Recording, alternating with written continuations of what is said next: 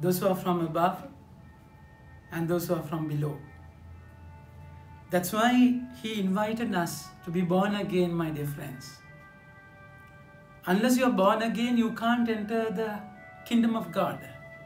When Nicodemus asked Him how to be born again, Jesus said it's necessary. Because what is of the flesh is very carnal.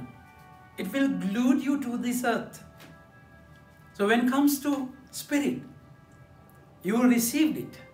That's exactly the lifestyle of Jesus. The way He lived in the world, but not of the world. He was so much connected to the Father. So He saw things not by sight, but by faith. He was always connected. And He always had the idea that He has to go back there. So He knew that He came to this world with a purpose. So out of obedience, He did everything after discerning the will of the Father. So His whole notion was to do the will of the Father. Obedience was His lifestyle. Connection was His power. So that's exactly the way you and I are invited to live. The apostles, the disciples who were born again, who were so much in the world, into flesh, into the petty desires and attractions in the world. They were so selfish. They had their own ulterior motives. So when they were born again in Cenacle, my dear friends, so their lifestyle became different. They became so not self-centered, rather God-centered. That's how Peter, who denied Jesus 3 times, simply denied Him. That same Peter, after the anointing, the very born-again experience, speaks very boldly in the Sanhedrin. Was so bold in his speech, and he says, see, you intend charging us with the killing of this man. To the Peter and the apostles replied, better for us to obey God rather than any human authority. Better for us to obey God, not human beings. See the way Jesus lived. Jesus always wanted to do the will of the Father. Of course, it was a struggle anyway. That's where He had to go to the Gethsemane and get the power from above to say yes to Him. So it is a struggle for you and for me. It's definitely a struggle. But then, to do that, you have to discern, you have to get the power from above. So the word says, we are witnesses to all these things, as well as the Holy Spirit, whom God has given to those who obey Him. If you obey Him, you will receive the power from above. It's a struggle.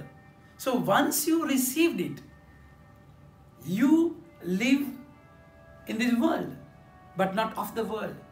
Your connection differ, your notion differ, your target differ, the way of life differ. That's exactly why Jesus is saying, he who comes from above is above all. He who comes from the earth belongs to the earth, and His words belong to the earth. He who comes from heaven speaks of the things he has seen and heard. He bears witness to do these things, but no one accepts his testimony. Once you are blinded by the flesh, if you are not connected, if you are not received the power of the Holy Spirit, you will never see things. Because you're so narrow-minded. You see this thing, what you see only. It's not faith. It's not by faith that you see, only by sight. So that's why they wanted to kill these people. Even though at the very verge of death, they were not ready to obey people. They became witnesses, even with their blood and life. That happens with the connection. The moment you receive the Holy Spirit, you become a son and daughter of God. They are born again in the Spirit, not in your DNAs and all that. Not your background. It's beyond your blood, your kith and kin, your connections. It's beyond that human connections. You are being connected to the Father. The once you are being connected to the Father, you live a life of authority over all the things, all the powers of the world. So you begin to obey God, not people. So you live a life with authority.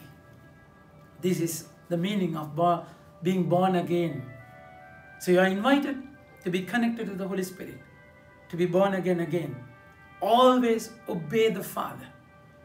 Each and every day when you get up, you say, "Come Holy Spirit, fill my heart with your love and power and enthusiasm to say yes to you completely. To say yes to you. Whenever you beckons me, I want to respond to you. My Holy Spirit, I love you. I want you. Be my helper. Take control of my life." Amen. May God bless you.